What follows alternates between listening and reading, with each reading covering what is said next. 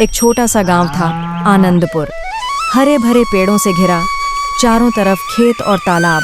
वहाँ का वातावरण इतना शांत और सुंदर था कि आने वाला हर मुसाफिर वहीं ठहर जाना चाहता। इसी गांव में महाराजा विक्रम का विशाल महल था। राजा बड़े दयालु थे, पर एक बात पूरे गांव में मशहूर थी। राजा को रोज मांस करी और रोटी ही चाहिए। कहते हैं कि राजा रोज 4 किलो मांस खाते और यह जिम्मेदारी गांव के ही एक बुजुर्ग रसोइये दादाजी गोपाल पर थी। दादाजी गोपाल गरीब थे, अकेले रहते थे, पर उनके हाथों का स्वाद इतना अनोखा था कि कोई भी उनके बनाए खाने को भूल नहीं पाता। हर सुबह वे जल्दी उठकर दरबार की रसोई में जाते, मांस अच्छे से साफ करते, फिर उसमें मसाले मिलाते और लकड़ी के चूल्हे पर बड़े बर्तन में पकाते। घंटों धीमी आंच पर पकने के बाद जब मांस गलने लगता, तब दादाजी गोपाल उसमें अपना गुप्त मसाला डालते। उस मसाले की खुशबू महल से लेकर पूरे गांव तक फैल जाती। लेकिन एक दिन सुबह कुछ और ही था। दादाजी गोपाल बिस्तर से उठ नहीं पाए, शरीर टूटा टूटा लग रहा था। तभी राजा के 2 सेवक बलदेव और केशव उनके घर पहुंचे। दादाजी, आज रसोई क्यों नहीं आए? महाराज इंतजार कर रहे हैं। गुस्से से उनका चेहरा लाल हो गया है। बाबू, अब मेरी उम्र हो चली है, शरीर भी साथ नहीं दे रहा। आज सुबह से बुखार है।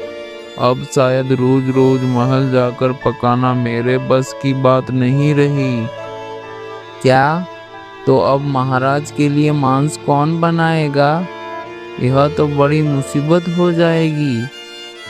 मुझे भी चिंता है बेटा, पर सच यही है, अब मैं पहले जैसा नहीं रहा। सेवक उदास होकर लौट गए और सारी बात राजा को बताई। क्या कहा? अब दादाजी गोपाल रसोई नहीं आएंगे तो मेरे लिए मांस कौन पकाएगा? गांव में और कोई नहीं है क्या? महाराज, हमने गांव में बहुत खोजा, लेकिन ऐसा कोई नहीं मिला जो दादाजी जैसा मांस पका सके। सब कहते हैं कि उनकी तरह स्वाद कोई ला ही नहीं सकता। ठीक है, दादाजी गोपाल को बुलाओ, मैं उनसे खुद बात करूंगा। थोड़ी देर बाद दादाजी गोपाल दरबार में बुलाए गए। राजा ने उन्हें ध्यान से देखा। उनके चेहरे पर थकान और बीमारी साफ झलक रही थी। दादाजी, तुम्हारे बिना मेरा भोजन अधूरा है, पर अगर तुम्हारा स्वास्थ्य साथ नहीं देता तो मैं तुम पर जोर नहीं डालूंगा। बस तुम मेरी एक मदद करो। आदेश दीजिए महाराज। गांव में किसी एक को अपना शागिर्द बना दो, किसी को वह कला सिखा दो, ताकि तुम्हारे बाद भी वही स्वाद चलता रहे। मेरे लिए मांस सिर्फ भोजन नहीं, यह हमारी परंपरा है।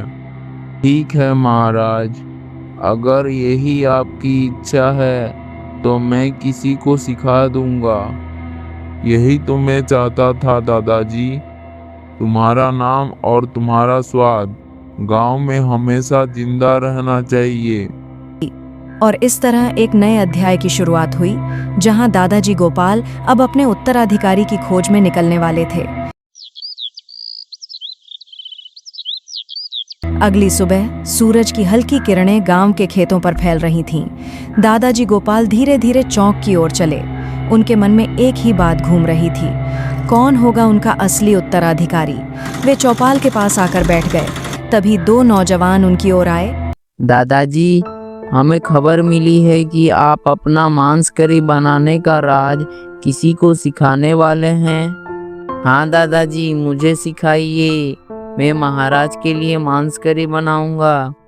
अरे बेटा, यह काम उतना आसान नहीं है जितना तुम समझते हो।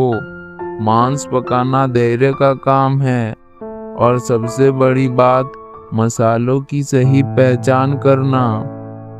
दादाजी, यह तो मामूली बात है। मैं घर में रोज चिकन करी बनाता हूँ। आप देखना, मांस करी भी चुटकी में बना लूंगा। नादान, चिकन करी और मांस करी में जमीन आसमान का फर्क है। चिकन आधे घंटे में गल जाता है, पर मांस उसे 2 घंटे धीरज से पकाना पड़ता है और हर मसाले का समय तय है। जो इसे नहीं समझेगा उसके हाथों का स्वाद कभी नहीं आएगा। दादाजी, मैं मेहनत करूँगा, आप बस मुझे एक मौका दीजिए। तुम दोनों में जो जल्दी पाने की चाह है वही सबसे बड़ी गलती है। मांस पकाने में जल्दबाजी करने वाला कभी उस्ताद नहीं बन सकता। यह कहकर दादाजी गोपाल वहां से उठे और अपने घर की ओर लौट गए। घर पहुंचकर वे चारपाई पर बैठे और सोच में डूब गए। अचानक उनके मन में एक नाम आया, अजय। अरे, जब मैं पहले पहल राजा के लिए मांस बनाता था तब यह अजय मेरे साथ रहता था। उसने मेरे हरकत को देखा होगा, शायद वही इस कला को समझ सके। दादाजी तुरंत अजय के घर पहुंचे। अजय बेटा। जी दादाजी, आप यहाँ कैसे? राजा ने कहा कि अब मुझे अपनी कला किसी एक को सिखानी होगी और मुझे लगता है तुम ही हो जो इसे संभाल सकते हो। दादाजी, यह तो बहुत बड़ी जिम्मेदारी है, लेकिन अगर आप मुझे सिखाएंगे तो मैं पूरी लगन से सीखूंगा। यही तो चाहिए बेटा, चलो आज से ही शुरू करते हैं। उस दिन दोनों दादाजी गोपाल के घर गए। दादाजी ने उसे सबसे पहले सिखाया मांस की सफाई। देख बेटा, सबसे पहले मांस को अच्छे से धोना होता है। एक एक रग और झिल्ली हटानी होती है। अगर शुरुआत ही गलत हुई तो स्वाद कभी सही नहीं आएगा। अजय ध्यान से देखता और सिर हिलाकर हर बात याद करता। फिर दादाजी ने मसाले निकाले। ये हल्दी, ये धनिया, ये लाल मिर्च और यह गरम मसाला। हर मसाले की मात्रा आंखों से नापनी पड़ती है। जरा सा भी ऊपर नीचे हुआ तो स्वाद बिगड़ जाएगा। दादाजी, कितने तेल में यह सब भूनना होगा? बस इतना कि प्याज सुनहरी हो जाए। ज्यादा तेल डाला तो करी भारी हो जाएगी, कम डाला तो स्वाद अधूरा रह जाएगा। धीरे धीरे बड़ा बर्तन चूल्हे पर चढ़ा दिया गया। मांस की खुशबू हवा में घुलने लगी। दादाजी, यह तो सच में धैर्य का काम है। आधे घंटे से देख रहा हूँ, अभी भी मांस कड़ा है। यही तो कहा था बेटा, इसे गलने दो। धीरे धीरे ही इसका असली स्वाद निखरेगा। 2 घंटे बाद दादाजी ने एक डिब्बा निकाला। अजय, अब देख यह है मेरी असली राज, गुप्त मसाला। यही स्वाद को जादू बनाता है। इसे हमेशा आखिर में डालना। पर दादाजी, यह बना कैसे जाता है? मुझे भी सिखाइए। उसकी चिंता मत करो, अभी समय नहीं आया है। जब सही समय आएगा मैं तुम्हें यह भी सिखा दूंगा।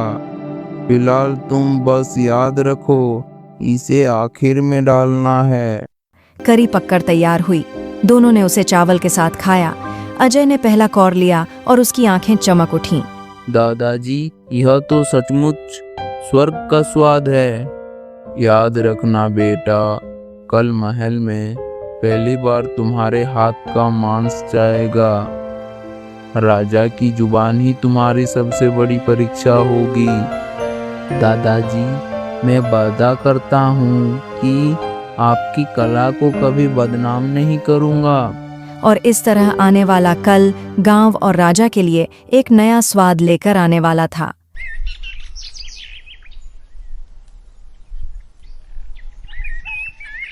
अगली सुबह महल की रसोई में हलचल थी। दादाजी गोपाल अपने शिष्य अजय को लेकर पहुंचे।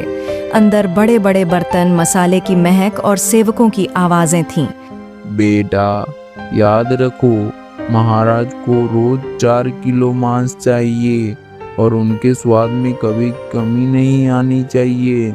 दादाजी, आपका आशीर्वाद रहे तो महाराज उंगलियां चाटते रह जाएंगे।